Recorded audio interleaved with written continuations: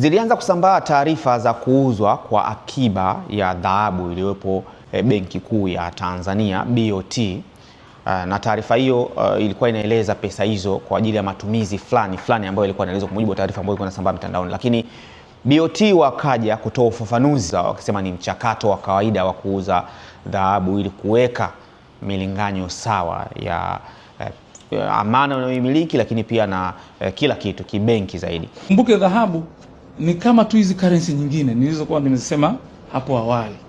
Kwa hiyo unapofanya tunapotaka kuziuza, tutauza dhahabu, tutanunua dola au currency nyingine ili kuhakikisha vihatarishi Benki Kuu haijiweki kwenye vihatarishi ambavyo haiwezi ikavisimamia.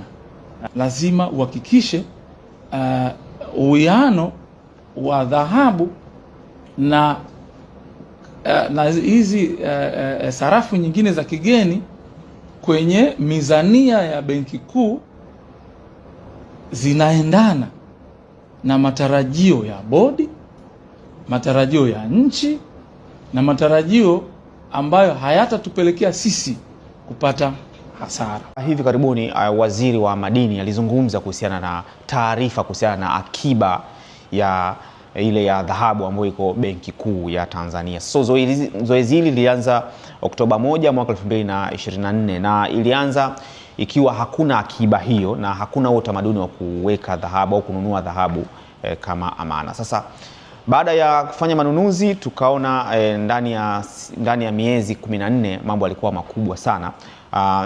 Ndani ya Afrika nchi ambayo ilikuwa inaongoza kukuwa na akiba kubwa ya dhahabu ilikuwa ni Algeria ambayo ilikuwa na tani 174 na namba 10 ikifuatiwa na Msumbiji ambayo ilikuwa na tani 6.87.